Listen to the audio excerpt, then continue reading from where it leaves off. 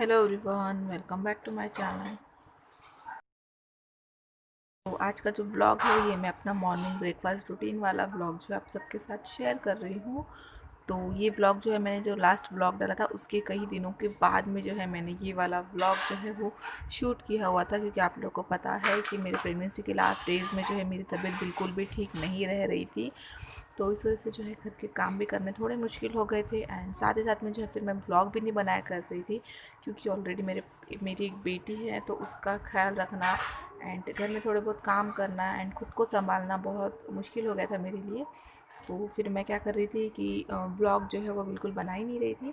तो काफ़ी दिनों के बाद में थोड़ी तबीयत ठीक लग रही थी आज, तो सोचा कि आज एक ब्लॉग बनाऊँ।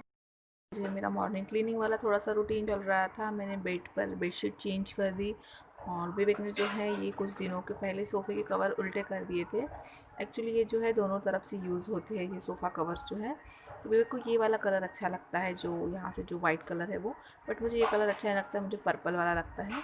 तो अभी मैंने सोचा कि 1 डेढ़ हफ्ता हो गया है तो इनको चेंज कर दिया जाए। पर्पल कलर के साइड से जो है मैं इनको चेंज करके जो है डाल रही हूँ। के बाद में जो है यहाँ पे मैं पूरे घर में जो है झाड़ू लगा रही हूँ रोज़। जो है अभी कितने दिनों से तबीयत ख़राब थी तो विवेक ही लगा रहे थे झाड़ू, तो मैं सोचा आज मेरी तबीयत जो है थोड़ी सी ठीक लग रही है तो मैं घर में झाड़ू लगा लूँ।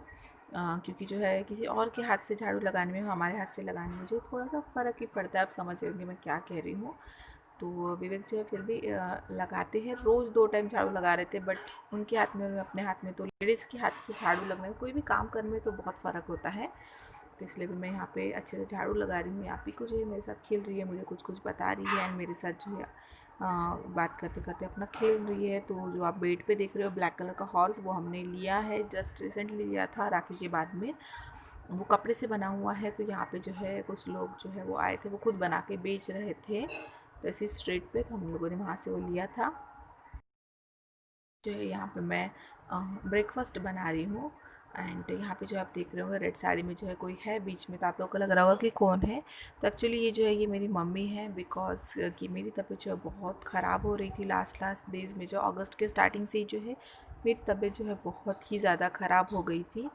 मुझसे उठना बैठना एंड खाना भी बहुत मुश्किल हो रहा था। खाना बनाना तो हो ही नहीं रहा था, बट फिर भी कैसे भी मैनेज कर रहे थे।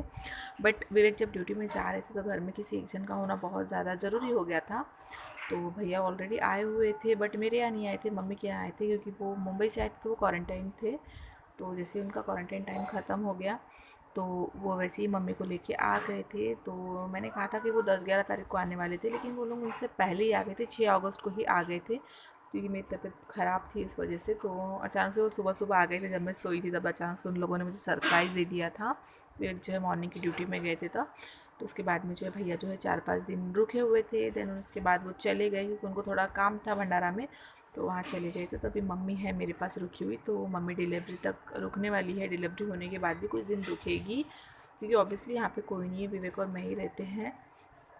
तो हमें किसी के साथ की सपोर्ट की, मतलब बड़े बड़े इंसान की होने की बहुत ज़रूरत थी घर में, क्योंकि बाकी की जो चीज़ें होती है वो तो हम लोग मैनेज कर लेते हैं, बट एक बड़े बुज़ुर्ग का होना बहुत ज़रूरी होता है, क्योंकि जो भी कुछ बातें होती हैं, कुछ बातें हमें नहीं समझ में आती हैं तो वो बड़े बुज़ुर्ग ही बता सकते हैं, हमारे घर में होते हैं। तो उन बच्चों की तरफ भी अच्छे से ध्यान दे पाते हैं, वो न्यूबॉर्न बेबी की तरफ, इस वजह से।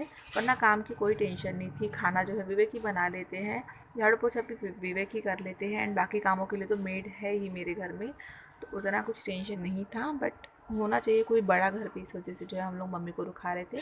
तो मम्मी एंड नानी जो है वो रुक गए हैं, भैया एंड मेरा छोटा भाई आया था, वो जो है वो वापस चले गए थे। तो अभी जो है मैं यहाँ पे बेसन एंड आटे का चीला बना रही हूँ। बहुत यमी बनता है ये चीला,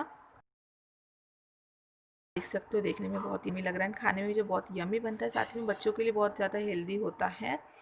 तो मैं आप सबके साथ इसकी रेसिपी कभी नेक्स्ट टाइम शेयर करूँगी मे बी, तो अभी तो नहीं कर पाई रेसिपी। तो यही ब्रेकफास्ट रूटीन चल रहा है यहाँ पे। मैं मम्मी बाकी के काम कर रही है, मैं बहुत दिन से सोई सोई थी, तो आज सोचा थोड़ा अच्छा लग रहा है तो सबको अपने हाथों से ब्रेकफास्ट बना के खिला दूँ, इसीलिए मैं जो हूँ ब्रेकफास्ट बना रही थी।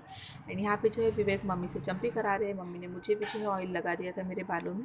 तो अभी विवेक बैठ गए, एंड मैं शूटिंग गई थी तो वो मुझे बता रहे थे कि मतलब यूट्यूब पर मत डालना, क्योंकि फिर उनकी कंपनी में जो है ऑफिस में जो फ्रेंड्स लोग हैं वो देखते हैं, तो फिर वो लोग यूट्यूब का मतलब ही नहीं जानते ऑब्वियसली, तो फिर वो कुछ ना कुछ बोलने ही वाले हैं।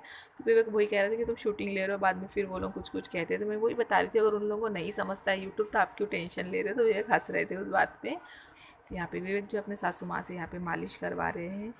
तो ये वाला ब्लॉग बनाया था मैंने, फिर से जो है मेरी दूसरे दिन से तबीयत और बहुत वीकनेस फील हो रहा था, एंड बहुत से मेरे डिलीवरी में प्रेगनेंसी में कॉम्प्लिकेशंस थे, आप लोगों को पता ही है। तो मैंने फिर बहुत दिन नहीं बनाया ब्लॉग, फिर से एंड देन फिर मैंने लास्ट डिलीवरी से पहले एक ब्लॉग बनाया है, तो वो इसके बाद में आएगा। तो thanks for watching guys, bye bye.